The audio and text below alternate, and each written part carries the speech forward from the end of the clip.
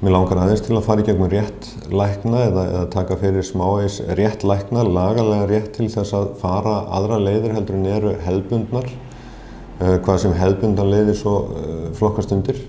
En í öllu falli þá er sáttmáli sem að Ísland er aðili að og þar af leiðandi þá eru læknar bæði verndaðir og hafa réttindi til að starfa samkvæmt þeim sáttmála. Þeir kannski fá ekki alltaf frið til þess en ef þeir vita sinn rétt og ég trúi því eins og ég hef sagt áður og ég bara veit að það er fullt af læknum sem að vilja gera aðra hluti heldur en þeir kannski fá frið til að gera.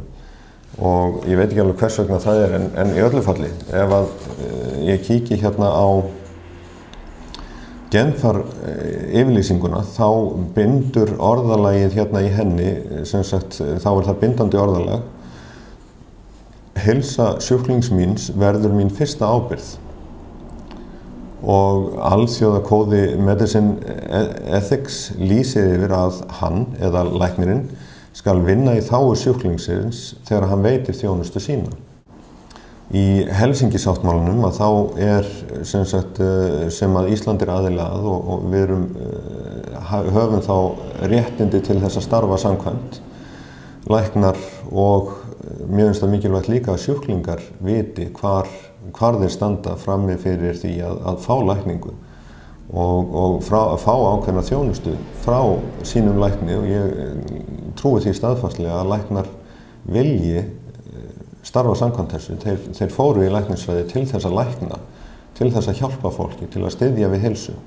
En hérna stendur, við meðhöndlun sjúklinga þar sem reyndar lækningaleiðir eru ekki til staðar eða hafa ekki gagnast, getur læknirinn eftir að hafa leitað leiðsagnar sérfræðis og kynnt fyrir og fengið samþykki sjúklings síns eða forráðamanns, beitt ósamþykktri meðferð ef læknirinn metur það svo að það getur bjargað lífi, endurreist heilsu eða linað þjáningar.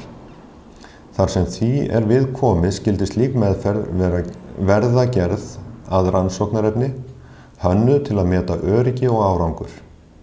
Í öllu falli skal skrá nýjar upplýsingar og þegar það á við að gera þær opinberar. Við höfum lengt og ljóst óskað eftir því eða mælst til þess að vinur okkar sem að hjálpaði Björgu út úr sinni gigt í 30 daga meðferð, gigt sem hún var búin að fara eða ganga með í 10 ár og það eina sem að okkur stóð til boða var önnur verkjalyf, lyf til þess að slá á aukaverkanir af öðrum lyfjum sem hún var að taka og þar fram eftir götunum fyrir utan það hversu ömurlega þreytt hún var alltaf. Það að setja í þvottavélina var kannski afrek dagsins, uppþvottavélina, afrek dagsins, svo gat hún ekkert meira. Hún barðist í þessi 10 ár og sem sagt gafst í rauninni ekki upp en svona eftir á að hyggja þá vorum við komin rosalega nálægt í að gefast upp á þessum tíma þarna 8-9 árum eftir hún sem sagt greinist og er búin að fara í gegnum allt sem að því fylgdi.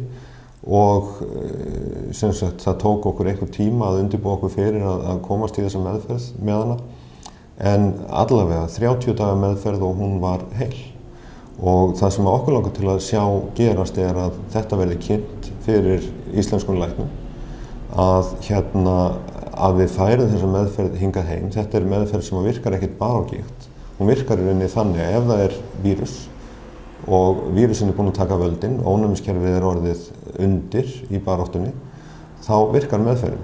Hvað lagast, það er síðan í rauninni engan veginn hægt að lofa eftir eða í meðferðinni, en í tilfelli Bjargar þá allavega sem sagt er hún verkja og lyfjalaus núna í 6,5 ár.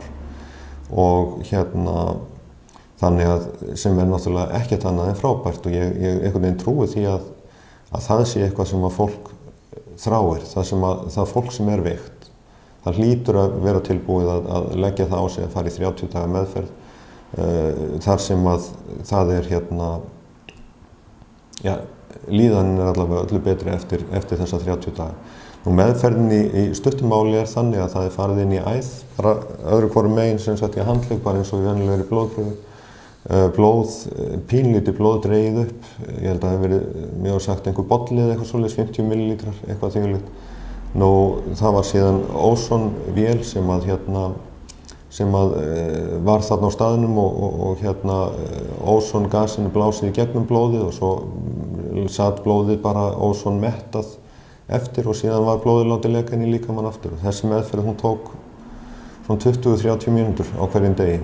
Nú með meðferðinu var síðan gefin þvagsprauta. Þvagsprautan er alveg 50% af meðferðinu því að í þvaginu okkar og þar eru upplýsingar í rauninni allt. Þetta er bara ljósmynd af blóðinu á hverjum tíma. Nú þarna voru sem sagt í þvaginu bæklaðir eða ónýtir vírusar og ónæmiskerfið tók á móti þeim sem sagt í þessu formi. Það þurfti að meðhöndla það eitthvað aðeins. Filtera það og setja í það deyfilyf og síðan var það sprautað á ákveðin stað í líkamann í fituvef sem sagt í mjöðm og þegar það kemur í fituvefina þá eins og allar bólusetningar að þær eru blandaðar fitusýrum á lokastigi sem sagt ferilsins og þar í rauninni bara á náttúrulegan hátt fyrir utan sprautuna þá breyttist þetta þvag í bóluefni. Þetta er svona eins og William Hitt útskýrði þetta fyrir mér. Öllu falli, þetta var á 6 daga fresti, ósonmeðferðin á daglega og eftir 30 daga, man ekki hvort það var pluss eða mínus eitthvað, en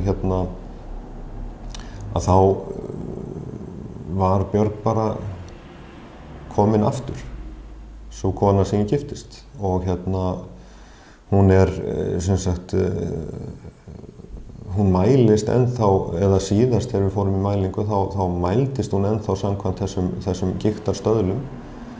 En það engin verkir og það engin lyf og hún hefur fulla starfsgetu, núorðið, alveg fulla starfsgetu.